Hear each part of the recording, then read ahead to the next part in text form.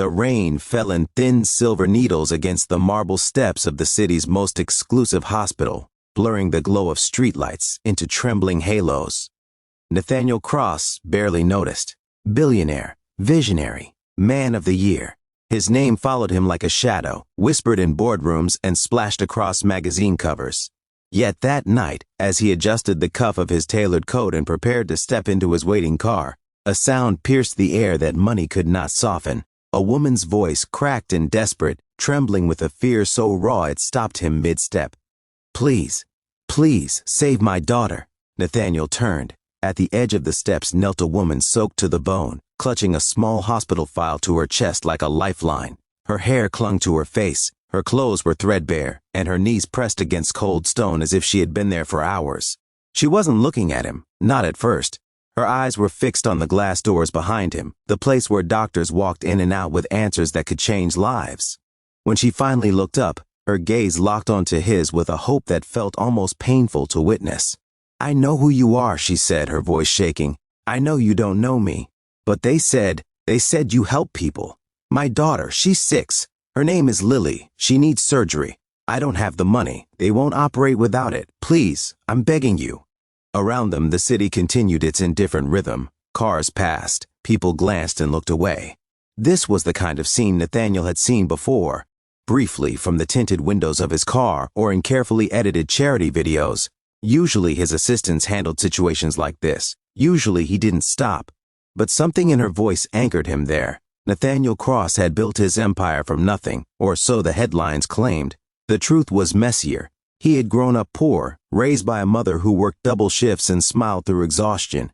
She had died young, her illness untreated because healthcare had been a luxury they couldn't afford. He rarely allowed himself to remember that helpless feeling. The one that came from watching someone you loved fade away while the world moved on. Yet in that moment, kneeling on the stone steps, that woman dragged the memory out of him like a wound reopened. "What's wrong with your daughter?" he asked quietly. The woman blinked, startled that he had answered at all. "A heart condition," she whispered. "They say it's fixable, but the surgery is expensive. I've worked 2 jobs, sold everything I could, borrowed from everyone who would listen. I'm out of time." Nathaniel glanced at the hospital doors. He could write a check. He could fund the surgery and leave, another good deed logged in silence.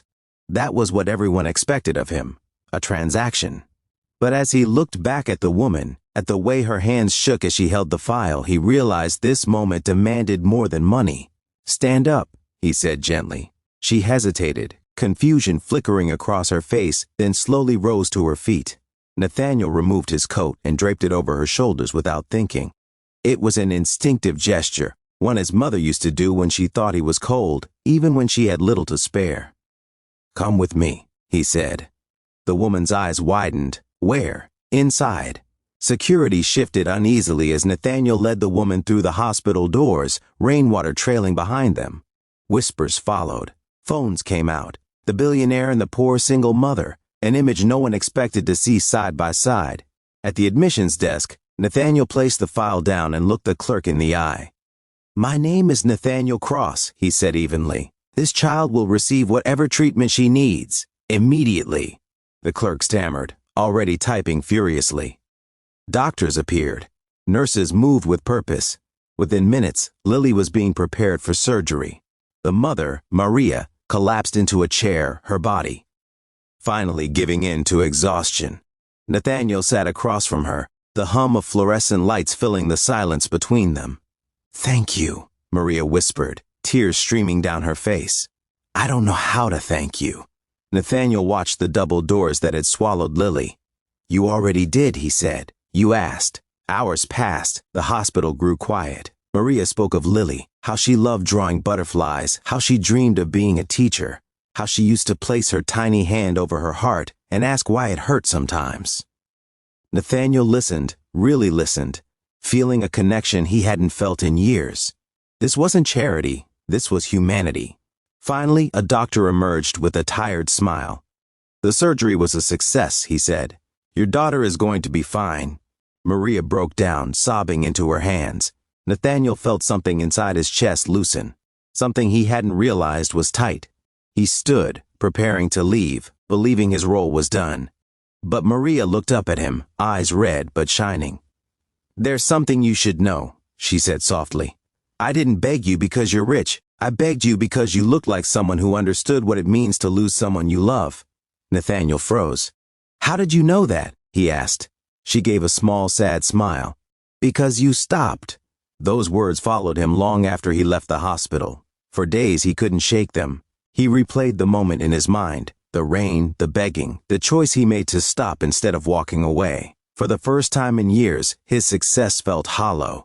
He had built skyscrapers, launched companies, changed industries, but what had any of it meant if it hadn't taught him how to stop? A week later, Nathaniel returned to the hospital unannounced. He found Lily sitting up in bed, coloring a butterfly with careful concentration. Her face lit up when she saw him. "You're the man from the rain," she said brightly. He laughed, a sound that surprised even him. "I guess I am." He knelt beside her bed. "I heard you're very brave." She nodded seriously. "Mom says heroes come when you ask for help." Nathaniel looked at Maria, standing behind her daughter with quiet strength, and felt a profound realization settle over him. Wealth hadn't saved Lily. Courage had. A mother's courage to ask. A man's courage to listen. That day, Nathaniel did something no one expected. He didn't just pay the bills. He didn't just leave flowers or issue a press release. He founded a program that partnered with hospitals across the country, ensuring that no child would be denied life-saving care because their parents couldn't afford it. He put his name behind it, not for recognition, but for accountability. And he showed up again and again to sit with families, to hear their stories, to stop. Months later, a photo circulated online. It showed a billionaire sitting on a hospital floor, crayons scattered around him, coloring butterflies, with a little girl who should not have been alive. The caption went viral. "Sometimes saving one life saves your own." Nathaniel Cross was still a billionaire, still powerful, still successful. But something fundamental had changed. He no longer measured his worth by numbers on a screen. He measured it by moments, by stopping in the rain, by listening to a plea, by choosing compassion over convenience. And somewhere in the city, a single mother tucked her daughter into bed each night, whispering a lesson Lily would carry for the rest of her life. That the world can be cruel and unfair, but kindness still exists. And sometimes, all it takes to change everything is the courage to ask and the humanity to stop and say yes.